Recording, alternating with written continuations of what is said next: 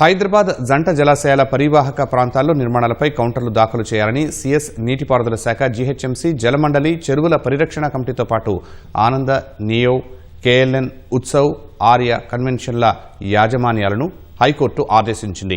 ఏప్రిల్లో జరిగిన విచారణలో కౌంటర్ దాఖలు చేయాలని ఆదేశించినా ఇప్పటివరకు ఎందుకు దాఖలు చేయలేదని ప్రతివాదుల తరపు న్యాయవాదులను హైకోర్టు ప్రశ్నించింది.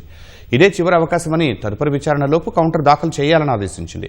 ఉస్మాన్ సాగర్, హిమాయత్ సాగర్ పరివాహక ప్రాంతాల్లో నిర్మాణాలపై దాఖలైన ప్రజా ప్రయోజన వ్యాజ్యంపై సీజే ధర్మాసనం విచారణ చేపట్టింది. హైదరాబాద్కి జంట జలాశయాల నుంచి తాగునీరు సరఫరా అవుతోందని పిటిషనర్ తరపు న్యాయవాది తెలిపారు. వరదలు వచ్చినా జంట జలాశయాలు హైదరాబాద్కు రక్షణగా నిలుస్తున్నాయన్నారు.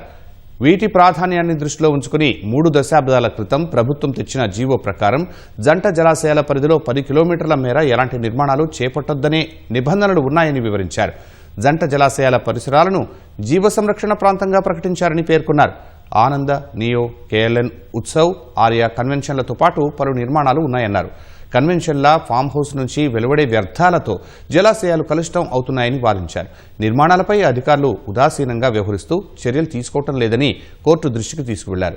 వాదనలు విన్న హైకోర్టు కౌంటర్లు దాఖలు చేయాలని ఆదేశిస్తూ విచారణను వచ్చే నెల 11కు వాయిదా వేసింది.